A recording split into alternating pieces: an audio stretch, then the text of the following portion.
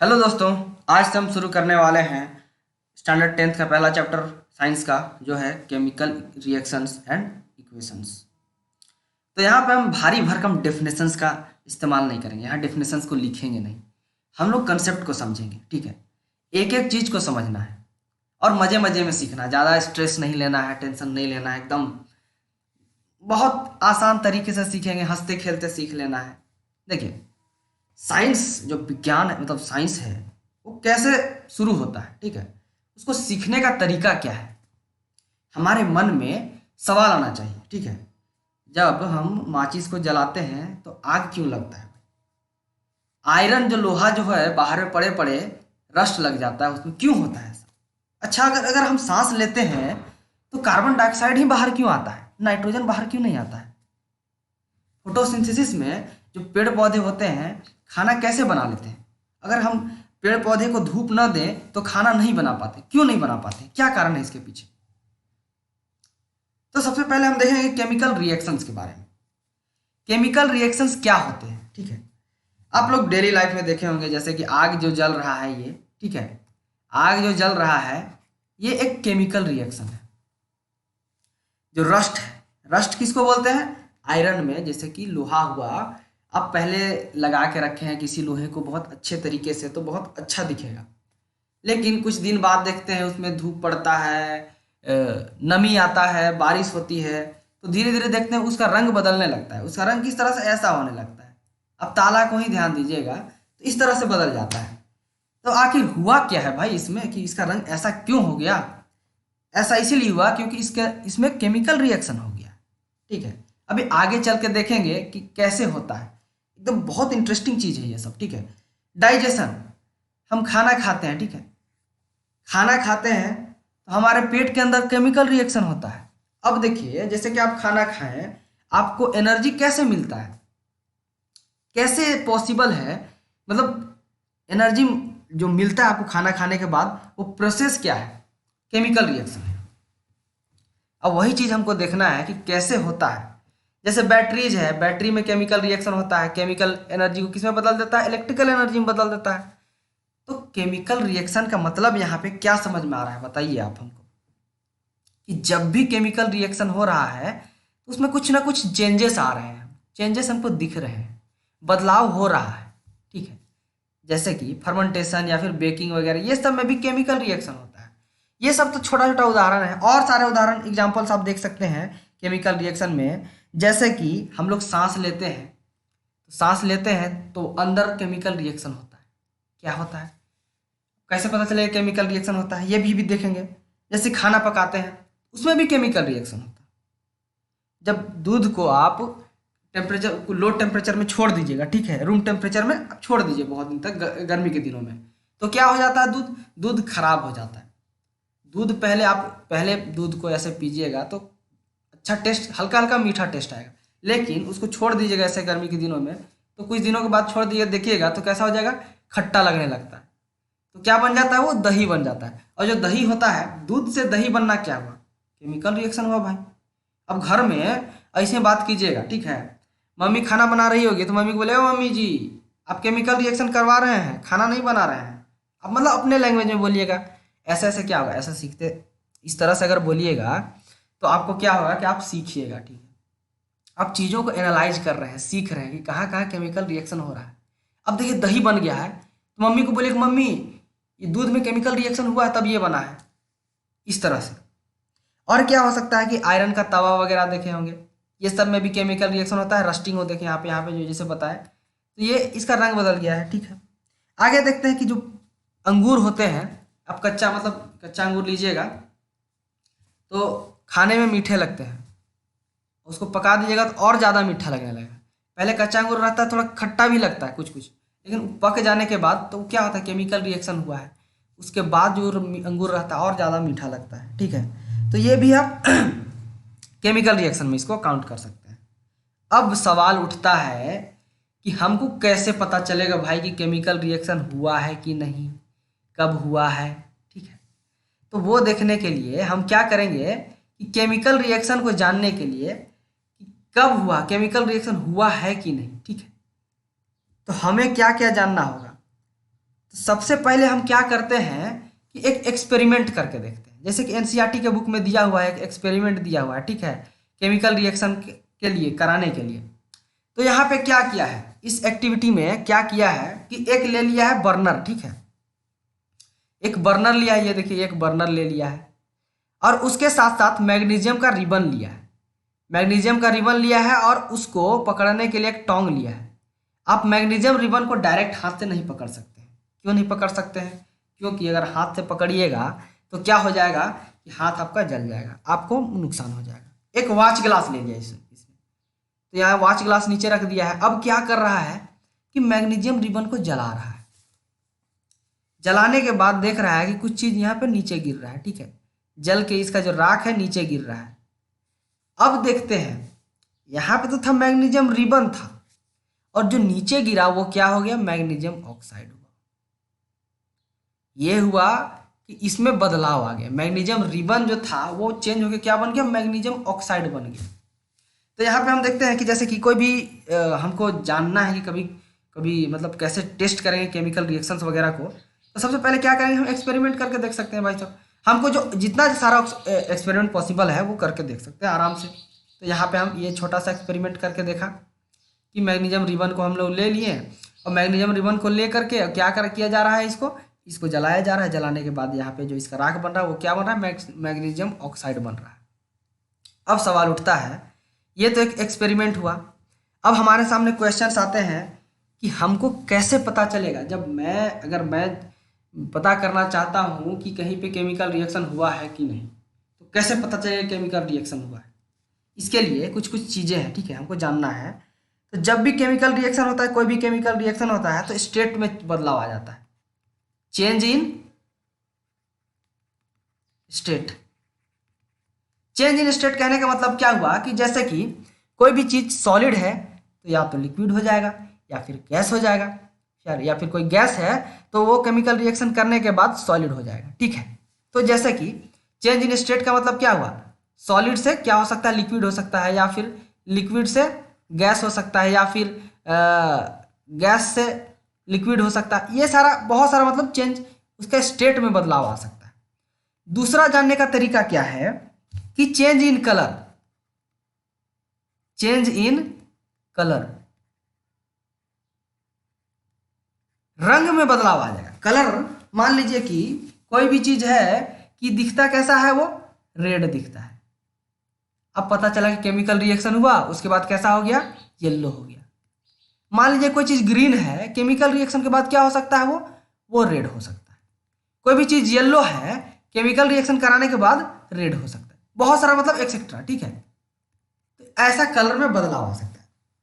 आप लोग general life में भी देखे होंगे कि चेंजेस, जैसे कि यहाँ पे हम ये उदाहरण लिए थे, ठीक है, ये वाला देखिए, ये वाला जैसे ये वाला उदाहरण लिए थे, ये वाला, तो इसमें क्या हुआ कि कलर में बदलाव आ रहा था, ठीक है। जैसे कि जो लोहा था, ये पहले ताला को देखते थे तो कैसा दिखता था, वो पहले सिल्वर कलर का दिखता था। अब जब इसमें जंग लगा, इसमें केमिकल रिएक्शन हुआ तो कैसा हो गया भाई साहब, ये हो गया आपका ब्राउन कलर का हो गया। तो ऐसा तरह का चेंजेस आपको दिख सकता है। तो आप बोलिएगा कि हाँ केमिकल रिएक्शन हुआ है जब भी। अब अगला है evolution of gases. Evolution of gases, तो क्या होता है कि जब भी केमिकल रिएक्शन होता है तो गैस निकलता है, ठीक है, गैस इवोल्यूट होता है। तो ये भी हो सकता है। और दूसरा है, और अलग तीसरा है, मतलब चौथा, चेंज इन टेम्परेचर।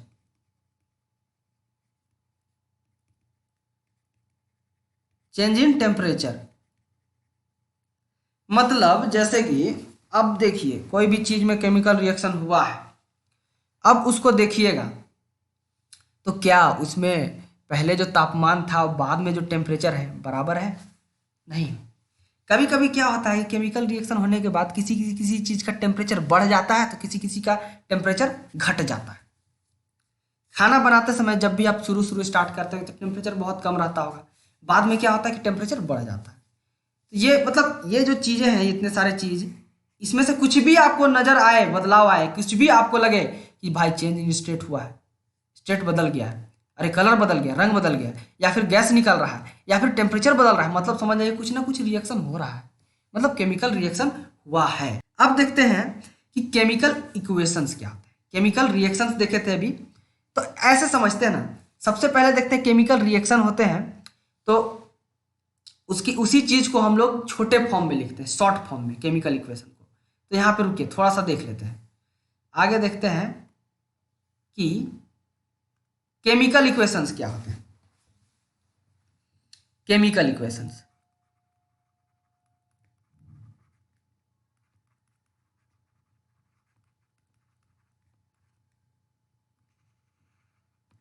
देखिए जब भी कोई केमिकल रिएक्शन होता है तो उसमें हम बोलते हैं कि क्या करते हैं केमिकल रिएक्शन करवाने के लिए, जैसे कि ए और बी है एक, ठीक है, एक ए है और एक बी है, दोनों के बीच में केमिकल रिएक्शन हुआ तो आया ए बी, ठीक है। इसको क्या बोलते हैं, ये दोनों को बोलते हैं रिएक्टेंट्स, और इसको बोलते हैं प्रोडक्ट, ठीक है, प्रोडक्ट, ठीक।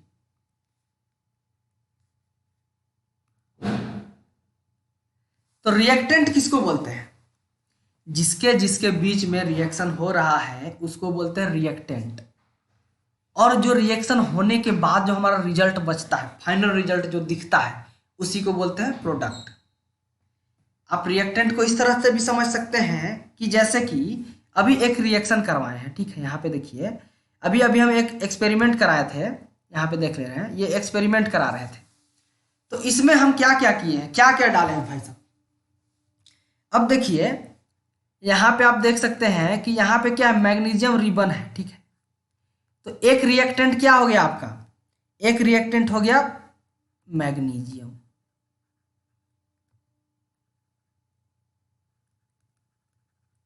ये एक रिएक्टेंट हुआ।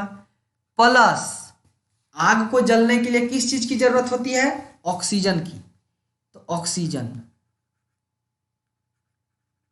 ये दोनों आपके रिएक्टेंट हुए, और प्रोडक्ट क्या बना, magnesium oxide.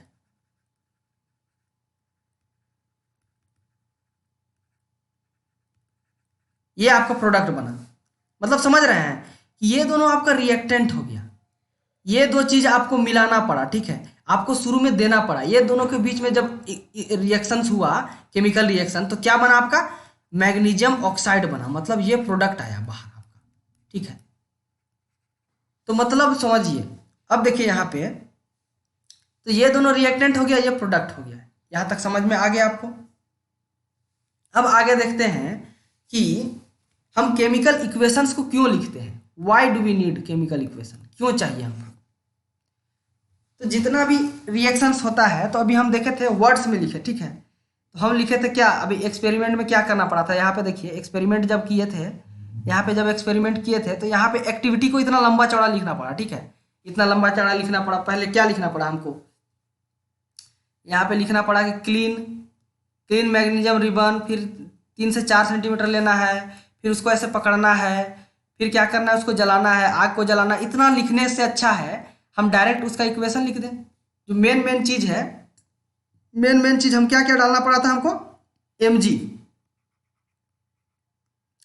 Plus oxygen O2 plus, तो क्या बना रहा था हमारा MgO बना रहा था, यहाँ पे देखिए।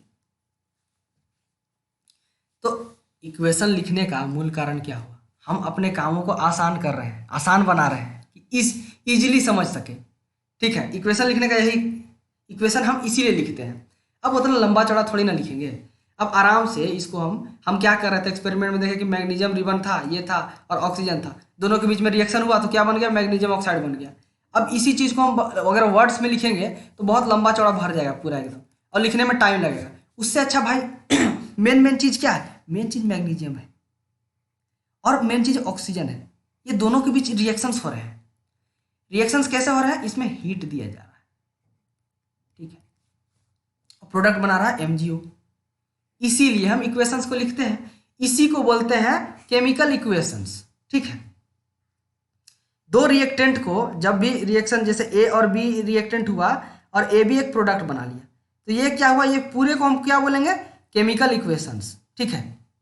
Chemical equation. एक इक्वेशन को हम बोलेंगे केमिकल इक्वेशन। इसी तरह से बहुत सारा रहेगा, मान लीजिए सी प्लस डी बराबर सी डी तो इस सारे को बोलेंगे हम क्या बोलेंगे, केमिकल इक्वेशंस। अब देखिए केमिकल इक्वेशंस लिखना क्यों जरूरी है, बहुत इंपॉर्टेंट है। हम अपने कामों को बहुत आसान बना सकते हैं, बहुत छोटा बना सकते हैं, बहुत इजीली कर सकते हैं, बहुत आसानी से कर सकते हैं, एकदम चिल मार के कर सकते हैं, इतना टेंशन लेने का जरूरत है ही नहीं।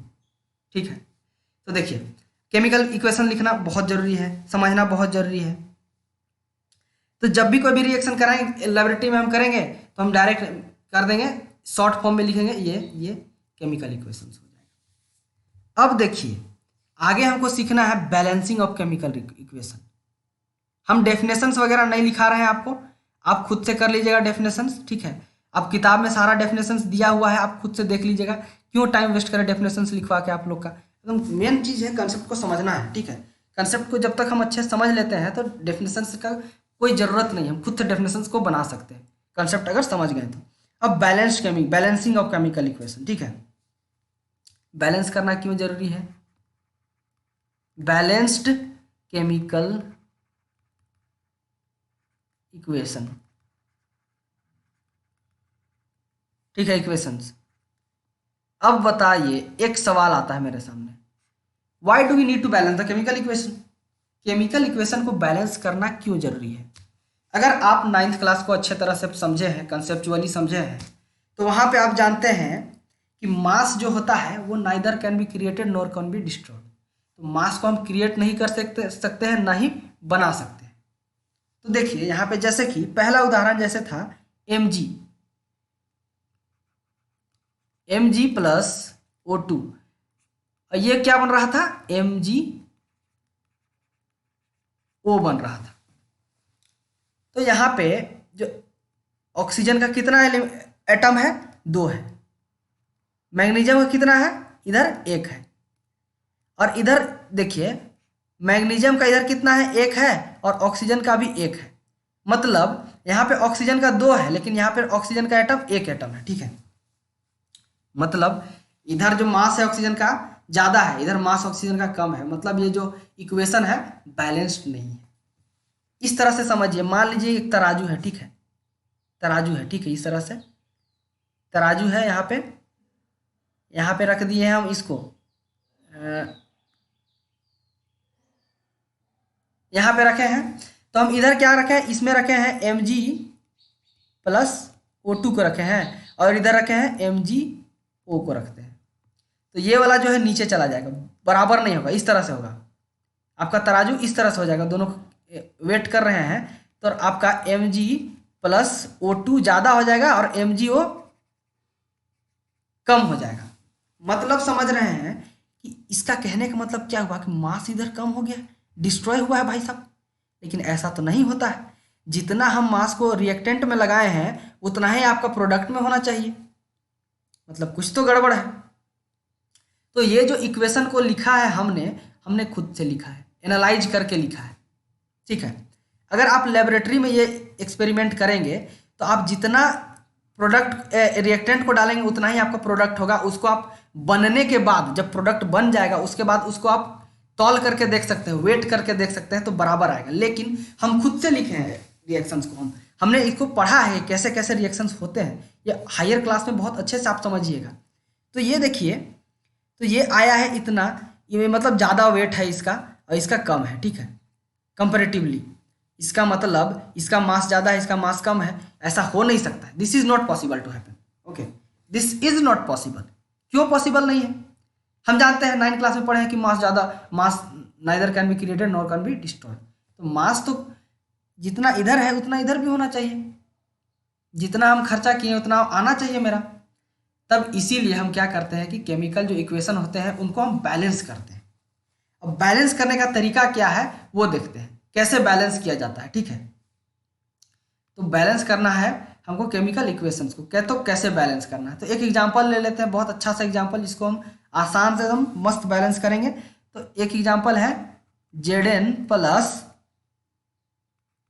H2SO4, ये 2 रिएक्टेंट है।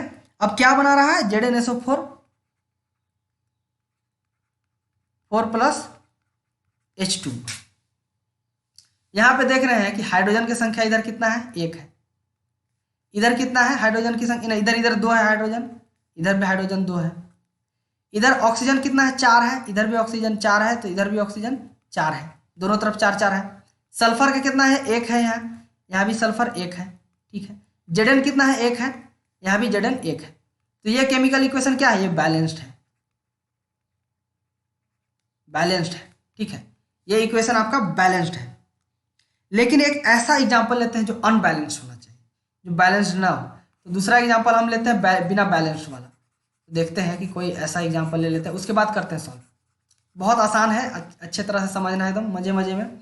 अब देखते हैं एक इक्वेशन लिए Fe+H2O, और क्या बन रहा है, Fe2 Fe3O4 प्लस H2। अब इसमें देखते हैं कि इधर हाइड्रोजन 2 है, इधर भी हाइड्रोजन 2 है, Fe इधर 3 है, इधर 1 है, इधर ऑक्सीजन 1 है, इधर ऑक्सीजन 4 है। मतलब ये आपका जो इक्वेशन है बैलेंस्ड नहीं है। तो बैलेंस करने के लिए पहला स्टेप क्या करना पड़ता है हमको, सबसे पहला स्टेप है कि इसको बॉक्स में डाल दीजिए, ठीक है।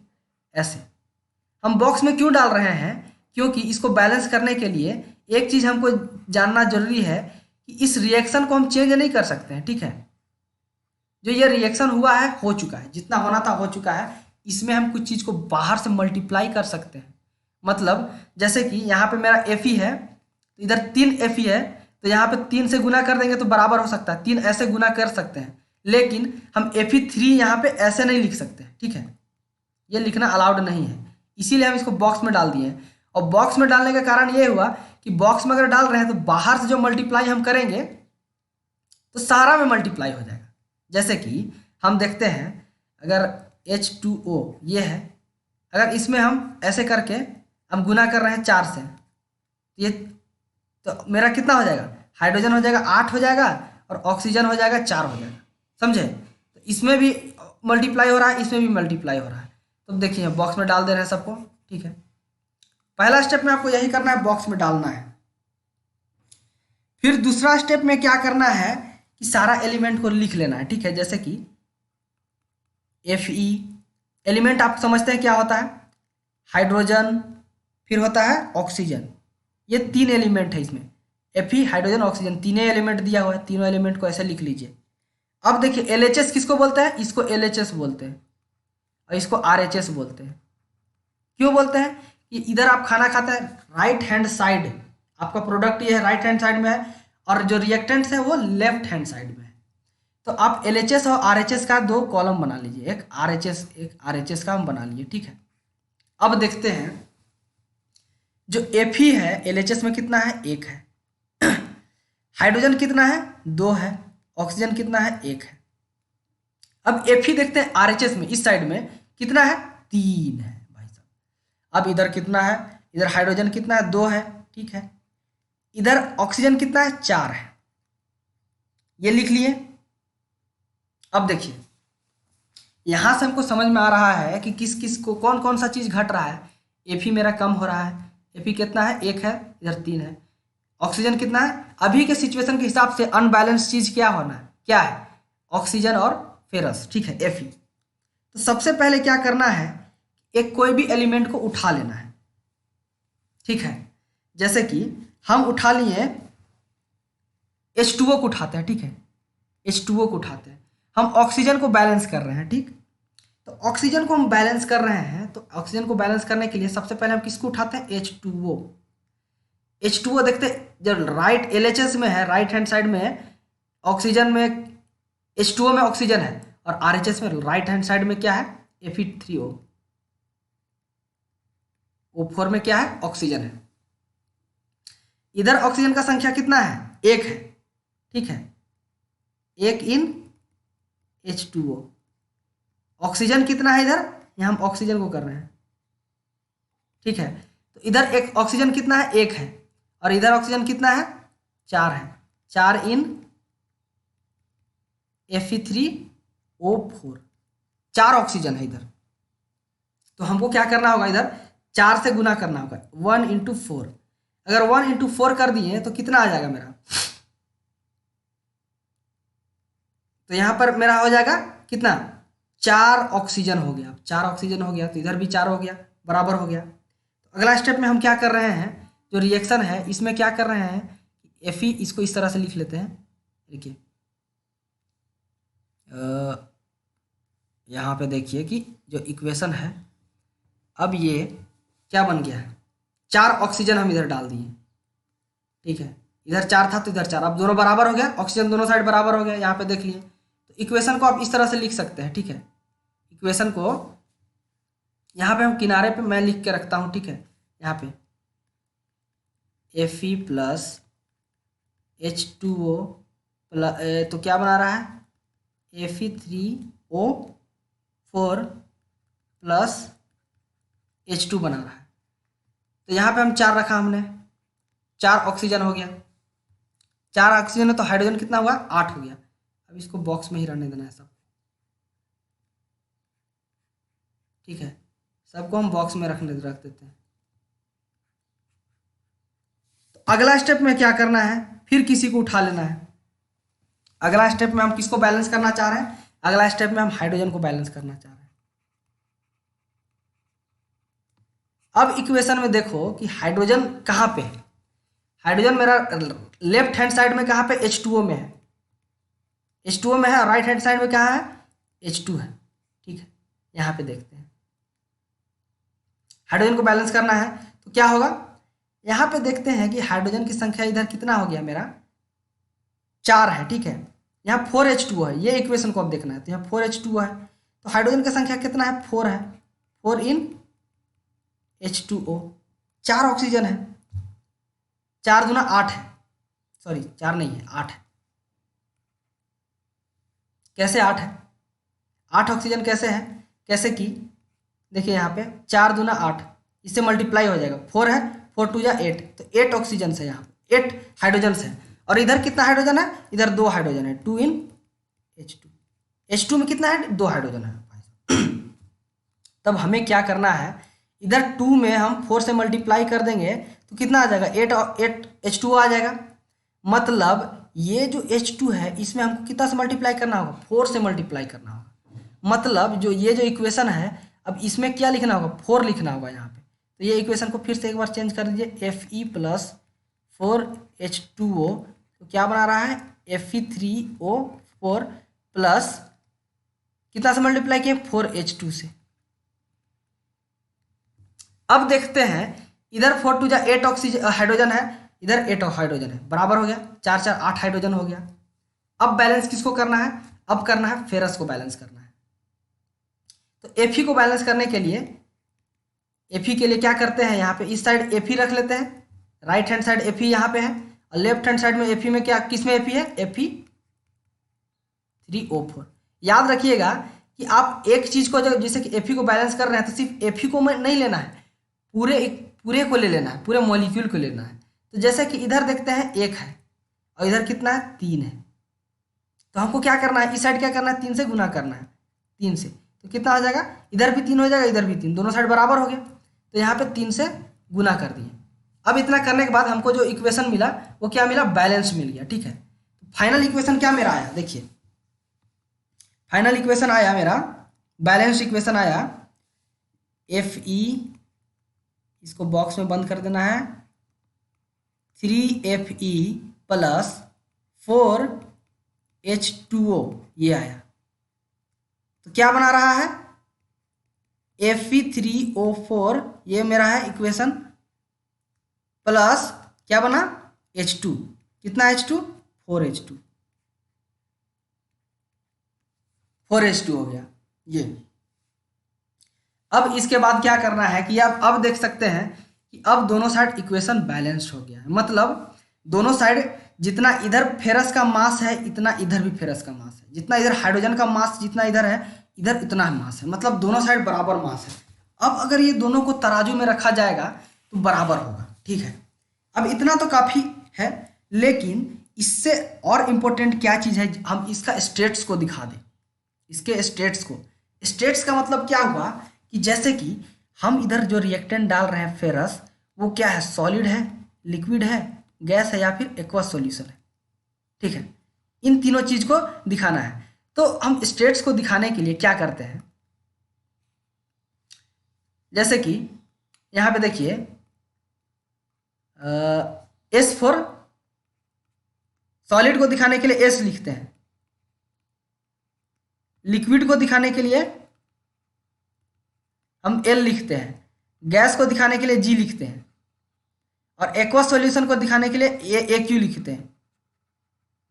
ठीक है, ए क्यू लिखते हैं ये लिखते हैं। तो अभी इस जो रिएक्शन दिया हुआ है इस पे हमको देखना है। तो हम क्या करते हैं कि जैसे कि हम अगर रहते हैं लैब में है, ठीक है, लैब में देखें तो हम जो चीज़ डाल रहे हैं वो तो हमको दिख रहा है, पता चल रहा है, सामने है, तो हम डाल रहे हैं कि अच्छा ये सॉलिड है, ये लिक्विड है, ये गैस है। एक चीज़ याद रखिएगा कि वाटर जो है H2O जो है, इसको हम सॉलिड और लिक्विड दोनों लिख सकते हैं। H2O को सॉलिड हम लिक्विड कब लिखेंगे, जब इसको हम लिक्विड स्टेट में रखेंगे, लिक्विड को लेंगे। ठीक है, इसको हम गैस कब लिखेंगे, जब हम इसका स्टीम को यूज करेंगे। तो H2O के स्टीम को जब यूज करेंगे तो हम गैस लिखेंगे, H2O के लिक्विड को यूज करेंगे तो L लिखेंगे। तो यहाँ पे हम कंफ्यूज नहीं होना इसमें, कभी कभी आपको जी लिखा मिल सकता है, कभी कभी L लिखा मिल सकता है, तो इसे कंफ्यूज नहीं होना है। ठीक है, अब देखना है यहाँ पे, तो हम जो डाले थे वो आपको क्या है, जैसे कि 3Fe है, ये क्या है, सॉलिड है, सॉलिड होता है। फेरस क्या होता है, सॉलिड होता है, सॉलिड डाले थे। और 4H2O,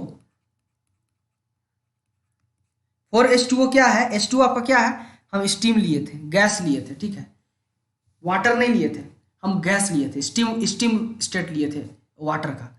प्लस हमको बना था Fe3O4, जो प्रोडक्ट बना था वो क्या बना था, वो भी सॉलिड बना था।